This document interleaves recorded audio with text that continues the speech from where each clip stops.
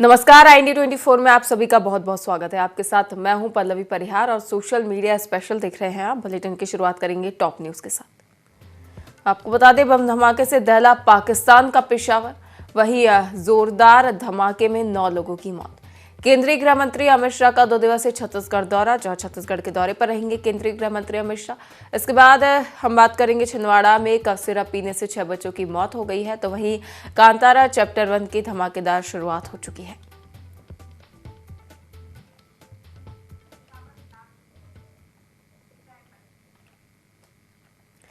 वहीं बढ़ेंगे खबर की ओर, जहां पाकिस्तान के पेशावर शहर में गुरुवार को जबरदस्त धमाका हुआ। इस विस्फोट में 9 लोगों की मौत हो गई और 4 पुलिसकर्मी गंभीर रूप से घायल हो गए। डॉन न्यूज की रिपोर्ट के मुताबिक यह जानकारी Peshawar capital city police officer Mian Saeed के दफ्तर से मिली। मियां सईद ने बताया कि शुरुआती जांच से पता चला है कि विस्फोटक एक पुलिस मोबाइल वैन के रूट पर लाया गया है, यानी पुलिस कर्मियों को सीधे तौर पर निशाना बनाया गया। घायलों को तुरंत नजदीकी अस्पताल में भर्ती कराया गया, जहां उनकी हालत नाजुक बताई जा रही है। धमाके के बाद बड़ी संख्या में सुरक्षा बल मौके पर पहुंचे और पूरे इलाके को घेर लिया गया। बम डिस्पोजल स्क्वाड और फॉरेंसिक टीमें सबूत जुटा रही हैं। आपको बता दें, ये धमाका ऐसे समय में हुआ है जब मंगलवार को बलूचिस्तान की राजधानी क्वेटा में भी बड़ा विस्फोट हुआ था। 30 सितंबर को फ्रंटियर कॉर्प्स मुख्यालय के पास हुए धमाके में कम से कम 10 लोगों की मौत और 32 लोग घायल हुए थे। बलूचिस्तान के स्वास्थ्य मंत्री बख्त मोहम्मद काकर ने मृतकों की पुष्टि की थी। सोशल मीडिया पर वायरल वीडियो में देखा गया कि धमाका इतना जोरदार था कि सड़क पर भगदड़ मच गई और आसपास के मकानों के शीशे तक टूट गए। क्वेटा पुलिस के मुताबिक विस्फोट उस वक्त हुआ जब एक वाहन मॉडल टाउन से हाली रोड की ओर मुड़ा। बलूचिस्तान के मुख्यमंत्री मीर सरफराज बुगटी ने इस हमले को आतंकी हमला बताया और कहा कि आतंकियों को मुंहतोड़ जवाब दिया जाएगा। सुरक्षा बलों ने त्वरित कार्रवाई करते हुए 4 आतंकियों को मार गिराया। बुगटी ने सोशल मीडिया पर लिखा कि कायराना हमलों से देश की हिम्मत नहीं टूटेगी। जनता और सुरक्षा बलों की कुर्बानियां बेकार नहीं जाएंगी। हम बलूचिस्तान को शांतिपूर्ण और सुरक्षित बनाने के लिए प्रतिबद्ध हैं।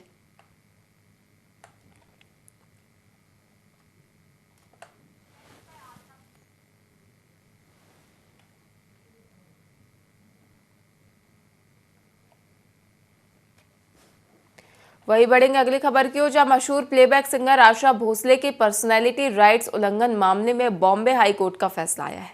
उच्च न्यायालय ने आर्टिफिशियल इंटेलिजेंस प्लेटफॉर्म और अन्य संस्थाओं को बिना अनुमति के आशा भोसले की आवाज का क्लोन बनाने या उनकी छवि, नाम और व्यक्तित्व के अन्य पहलुओं का व्यावसायिक इस्तेमाल करने से रोक लगा दी है।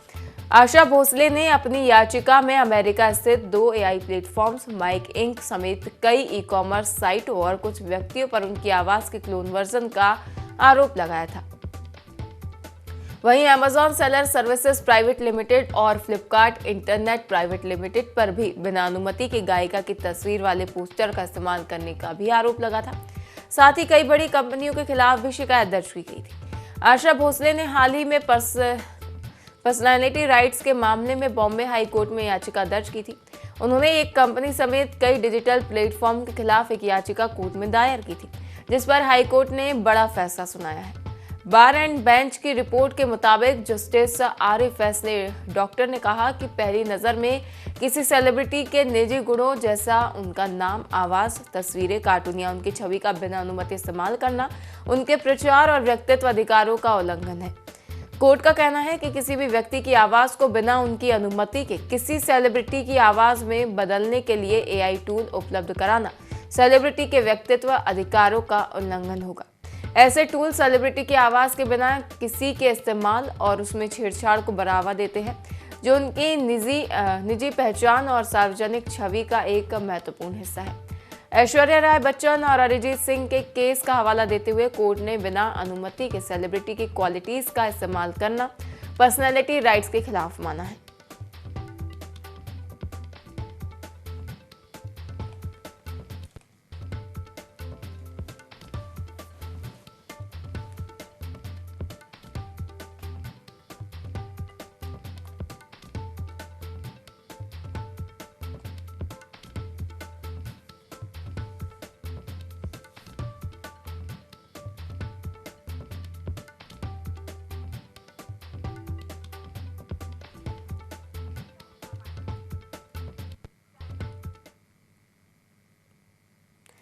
हेमा मालिनी का नवरात्रि इवेंट से एक वीडियो वायरल हो रहा है। आपको बता दें कि जो कि चर्चा का विषय बना हुआ है। लगातार देखा जा रहा है कि नवरात्रि पंडालों में सभी बॉलीवुड स्टार जो है वो पूजा के लिए पहुंच रहे हैं, लेकिन यहीं से हेमा मालिनी का एक वीडियो वायरल हो रहा है। बर्ताव देख भड़के यूजर जहां हेमा मालिनी ने फैन के साथ फोटो खिंचवाते समय मना कर दिया।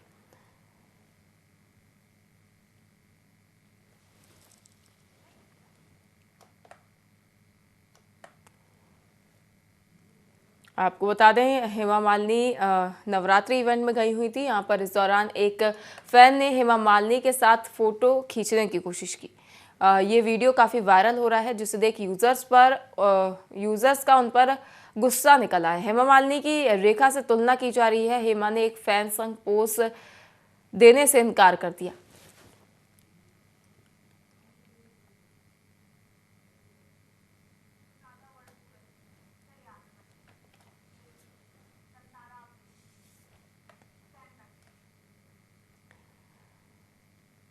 साल 2022 में आई ऋषभ शेट्टी की फिल्म कांतारा अब बॉक्स ऑफिस पर रिलीज हो गई है। आपको बता दें कि कांतारा ने इससे पहले भी कई रिकॉर्ड्स बनाए थे और इसके सीक्वल का काफी समय से इंतजार किया जा रहा था।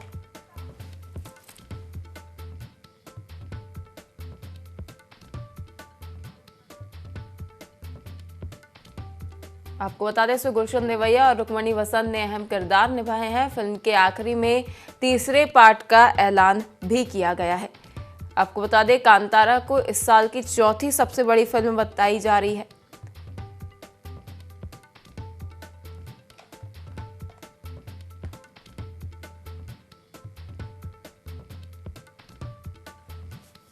आपको बता दें, कांतारा फिल्म के आखिर में तीसरे पार्ट का ऐलान किया गया है और कांतारा को इस साल की चौथी बड़ी ओपनिंग मिली है। होमवाले फिल्म्स ने प्रोड्यूस की है कांतारा चैप्टर 1। साल 2022 में आई ऋषभ शेट्टी की फिल्म कांतारा ने बॉक्स ऑफिस पर कई रिकॉर्ड्स बनाए थे। अब इस फिल्म के प्रीक्वल कांतारा चैप्टर 1 ने 2 अक्टूबर को दशहरा के अवसर पर रिलीज होकर इतिहास रच दिया है। इस फिल्म का दर्शक बेसब्री से इंतजार कर रहे थे। अब जब यह थिएटर्स में रिलीज हो गई है तो पहले दिन बड़ी संख्या में फैंस इसे देखने पहुंचे थे। ओपनिंग डे कलेक्शन हैरान कर देने वाला हुआ है। फिल्म कांतारा चैप्टर 1 में ऋषभ शेट्टी लीड रोल में दिखाई दिए। खास बात यह है कि फिल्म के निर्देशन की कमान भी उन्होंने ही संभाली है। पहले दिन फिल्म ने डबल डिजिट के साथ कमाई कर इतिहास रचा है और सैकनिल्क से प्राप्त आंकड़ों के मुताबिक कांतारा चैप्टर 1 ने पहले दिन 60 करोड़ रुपए का शानदार बिजनेस किया है। मीडिया रिपोर्ट्स के मुताबिक फिल्म कांतारा चैप्टर 1 का बजट करीब 125 करोड़ रुपए आंका गया है। कांतारा चैप्टर 1 की धमाकेदार शुरुआत हो गई है और फिल्म का जो है फैंस काफी बेसब्री से इंतजार कर रहे थे।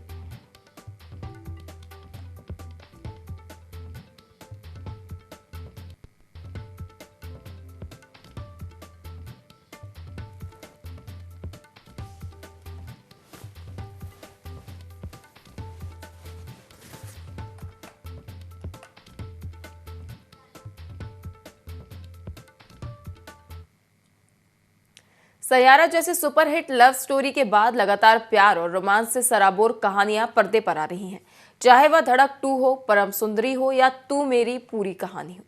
हालांकि इनमें से कोई भी दर्शकों का दिल जीतने में कामयाब नहीं हो पाई।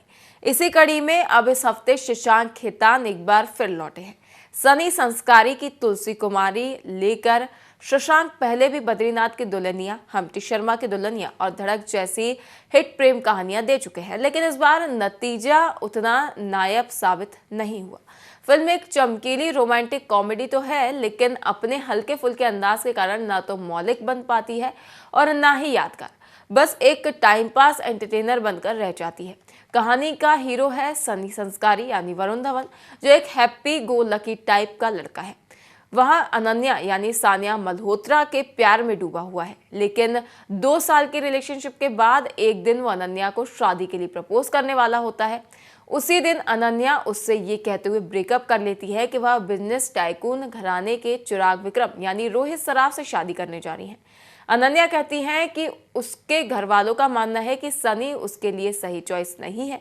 दूसरी ओर अनन्या से शादी करने के घर वालों के दबाव के कारण विक्रम भी अपने 12 साल के प्यार तुलसी कुमारी यानी जानवी कपूर को ठुकरा चुका है।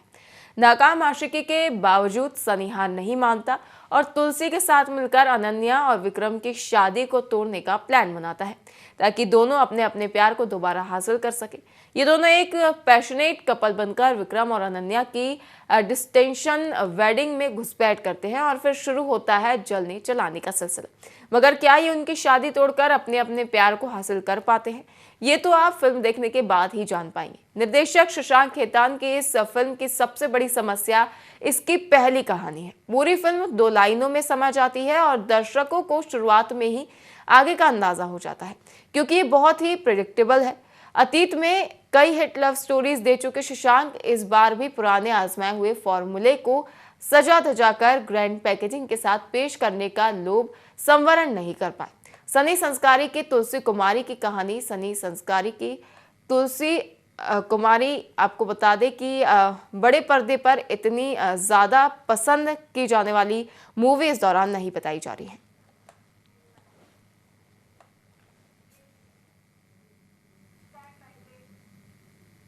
रामायण में रावण का किरदार भले ही एक राक्षस का हो, लेकिन दशहरे के मौके पर हर साल रावण और कुंभकर्ण के बीच हुए संवाद के वीडियो जमकर शेयर किए जाते हैं।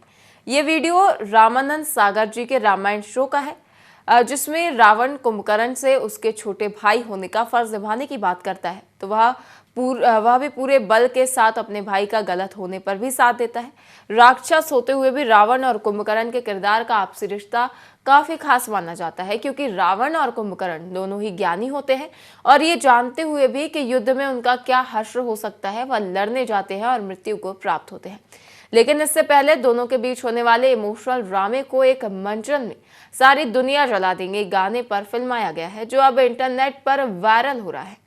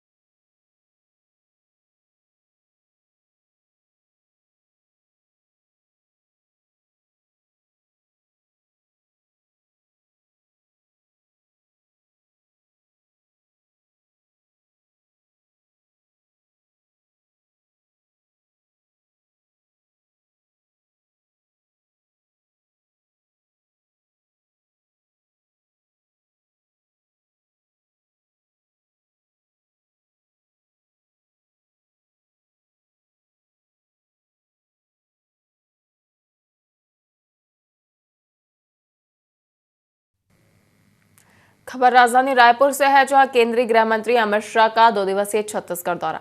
छत्तीसगढ़ दौरे पर जाएंगे केंद्रीय गृह मंत्री अमित शाह। विश्व प्रसिद्ध बस्तर दशहरा में होंगे शामिल। आज रात लगभग 8:10 पर केंद्रीय गृह मंत्री रायपुर एयरपोर्ट पहुंचेंगे, जहां मुख्यमंत्री विष्णुदेव साय उनका स्वागत करेंगे। रात 8:25 से निजी होटल में विश्राम करेंगे केंद्रीय गृह मंत्री। वहीं इसके बाद कल सुबह 11 बजे रायपुर से जगदलपुर के लिए होंगे रवाना और लगभग 12 बजे जगदलपुर से माता दंतेश्वरी के दर्शन पूजन भी करेंगे। छत्तीसगढ़ के रायपुर में केंद्रीय गृह मंत्री अमित शाह रात 8 बजे विशेष विमान से राजधानी रायपुर पहुंचेंगे। वे नवा रायपुर के एक निजी होटल में रात्रि विश्राम करेंगे। कहा जा रहा है कि अब राजनीति में एक बार फिर बड़ा हलचल देखने को मिल सकता है, क्योंकि केंद्रीय गृह मंत्री अमित शाह राजधानी रायपुर पहुंचने वाले हैं। शाह का ये दौरा राजनीतिक और प्रशासनिक दोनों ही दृष्टि से बेहद महत्वपूर्ण माना जा रहा है। जानकारी के अनुसार अमित शाह शुक्रवार को रात 8 बजे विमान से रायपुर एयरपोर्ट पहुंचेंगे। यहां से वे सीधे नवा रायपुर के एक निजी होटल में जाएंगे, जहां वे रात्रि विश्राम करेंगे। इस दौरान उनके प्रदेश के वरिष्ठ भाजपा नेताओं के साथ बैठक करने की भी संभावना है। वहीं पार्टी सूत्रों का कहना है कि शाह राज्य की मौजूदा राजनीतिक स्थिति और आगामी रणनीतियों पर भी चर्चा कर सकते हैं, और इसके साथ ही छत्तीसगढ़ में आयोजित होने वाले विशेष दशहरा पर्व में भी केंद्रीय गृह मंत्री शामिल होंगे।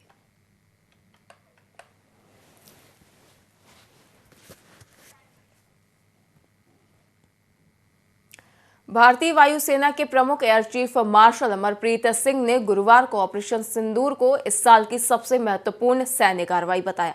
उन्होंने बताया कि इस ऑपरेशन के दौरान भारत ने पाकिस्तान के एयरबेस पर हमला कर 4 से 5 F-16 एयरक्राफ्ट नष्ट किए। वायुसेना प्रमुख ने कहा कि यह युद्ध इतिहास में दर्ज होगा, जो निर्धारित उद्देश्य के साथ शुरू होकर समाप्त हुआ। एयर चीफ ने ऑपरेशन सिंदूर को लेकर कहा कि पाकिस्तान अपने लोगों को मनोहर कहानियां सुना रहा था, तो वहीं इसको लेकर अब लगातार सियासत भी देखने को मिल रही है।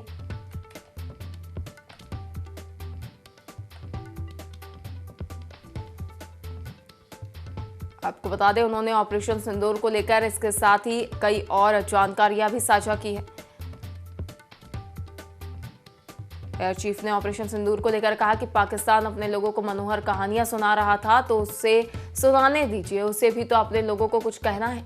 3 से 4 दिन तक चले इस ऑपरेशन में हमने टारगेट पर बिल्कुल सटीक निशाना लगाया। 300 किलोमीटर तक के जो मिसाइल थी उनको मार गिराया है।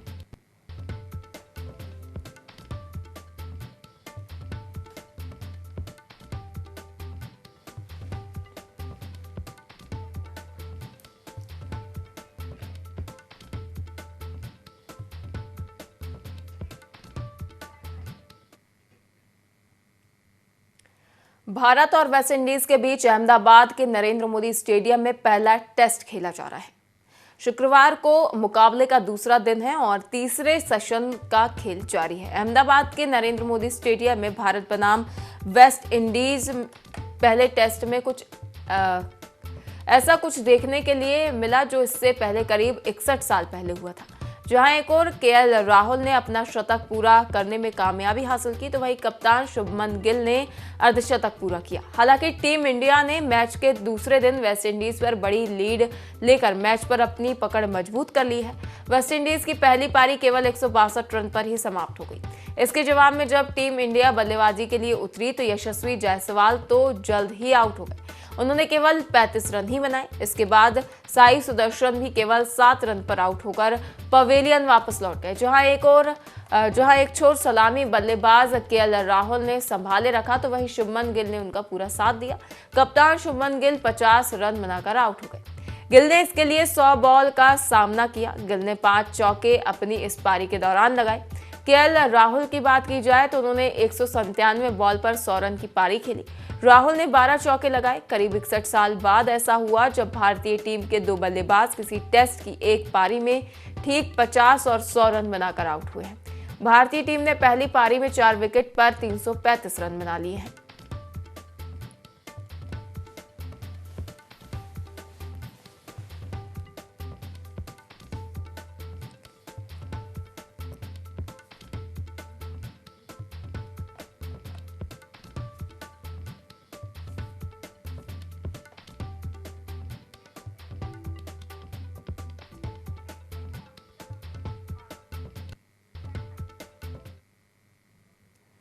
छिंदवाड़ा जिले के परासिया में बच्चों में किडनी फेलियर से हो रही मौतों का सिलसिला थमने का नाम नहीं ले रहा।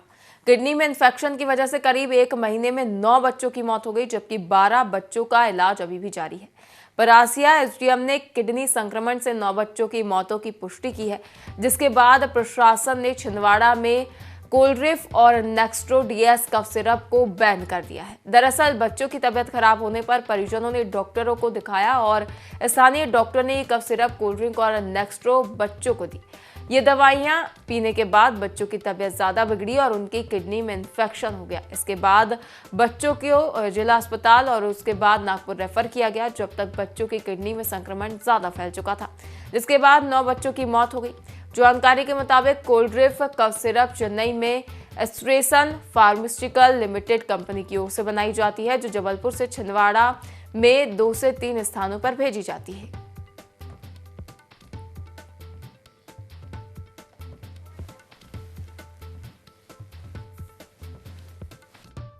बच्चों की डेथ हो गई है।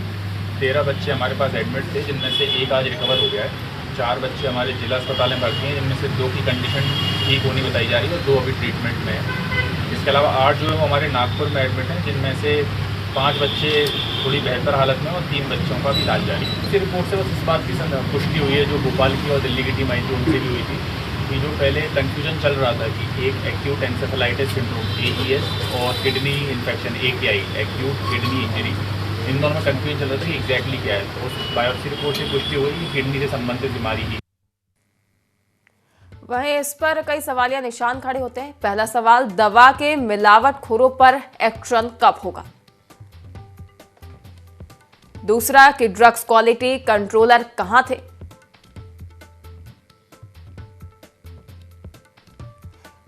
इसके बाद सवाल खड़ा होता है कि क्या बिना क्वालिटी चेक के सप्लाई की जा रही थी दवाएं? क्या कफ सिरप में जहर बेचने वाले कौन है, इसका खुलासा हो पाएगा? बच्चों की मौत का आखिरकार जिम्मेदार कौन है?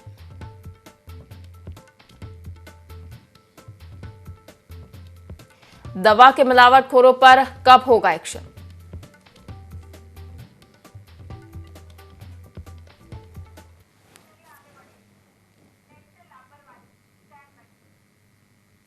विजयदशमी पर रतलाम के पोलो ग्राउंड में नगर निगम की ओर से आयोजित रावण दहन कार्यक्रम में 52 फीट ऊंचा रावण अधूरा जलने से विवाद खड़ा हो गया। भगवान राम के प्रतीक पात्र की ओर से बाण चलाने के बावजूद रावण के कई हिस्से, खासकर 9 मुख नहीं जल सके। कार्यक्रम के दौरान तकनीकी गड़बड़ी से नाराज लोगों ने नगर निगम मुर्दाबाद के नारे लगाए। लोगों ने आरोप लगाया कि पिछले वर्ष भी ऐसी ही लापरवाही हुई थी, लेकिन निगम ने कोई सबक नहीं लिया। नगर निगम की टीम ने स्ट्रीट लाइट क्रेन से ऊपर जाकर पेट्रोल डालने की कोशिश की, लेकिन रावण पूरी तरह जल नहीं पाया। यह दृश्य देख उपस्थित लोगों में भारी नाराजगी और असंतोष फैल गया।